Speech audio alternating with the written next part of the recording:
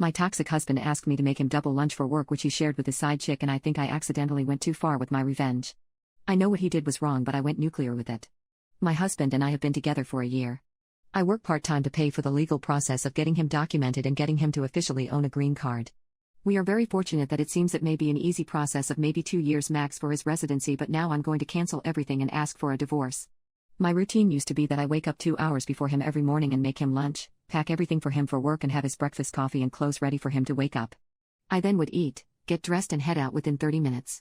He used to be satisfied with what I packed him. It was freshly made chicken in either honey buffalo, lemon pepper and salad, or some sort of chicken wraps. Pure healthy food. I did this because I wanted to make his life easier and show him I cared and love him, and I've done this since we first moved in together more than 3 years ago. Well, recently I've had to start including dinner leftovers because he started asking for more food, stating that he was still hungry afterwards. So I started including what I normally take to work, which has caused me to either go without lunch and having to wait till after work, or be late for work because I have to wait till the food is ready and take some to work because I'm breastfeeding and can't miss eating every time. Well, last week when I was packing his lunch, I found an unrecognized second fork in his lunchbox and was thrown off, so I asked him about it. He said he found it in the kitchen of his work and brought it home.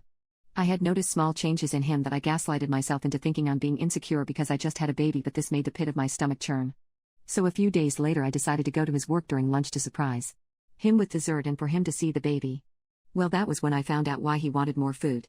His coworker, the girl he told me not to worry about, was there eating the lunch I freshly prepared for him, and he was eating the leftovers or the extra lunch I packed for him. I didn't cause a scene. Instead, I took pictures and quickly left as my husband was not there in the moment. I drove home crying to pack my things.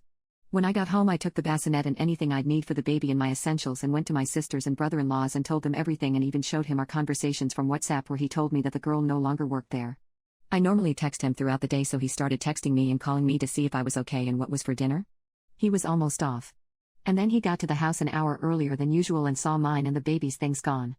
And he saw my letter stating that he had 7 days to leave my house and that he can communicate with my mother to see the baby when I'm at work. I for the time being don't want anything to do with him. And I left the printed photos of them eating lunch laughing together under the letter. Later that night, when I decided I no longer wanted anything to do with him, I informed the lawyer that I no longer was going to need his services for the green card.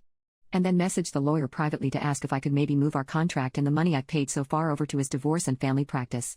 He said unfortunately no, there's some clause that if we decide to no longer pursue the case we lose the money we've invested, and also that his immigration practice is a partnership with different people than his family one. But he will just leave our case open till we get a response for our next appointment from the government, and if we haven't worked things out by then he will cancel everything. Well, this causes him to go insane because now if he doesn't get papers, he has to choose between his daughter and parents. To either risk never seeing his parents and family again or never seeing his daughter again if he goes over there. He's begging me to the point I blocked him on everything. He's come to my brother-in-law's house and been told to leave or we are calling the police. Then he later came back drunk with his buddies, who then were all scared off by my brother-in-law and his shotgun. I feel so lost, broken and depressed. I also have security at work to make sure he doesn't show up at my office.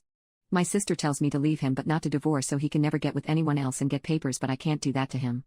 I've gone back home and surprisingly there's no damage to anything, but his things as well as some of mine are gone. I will be contacting police.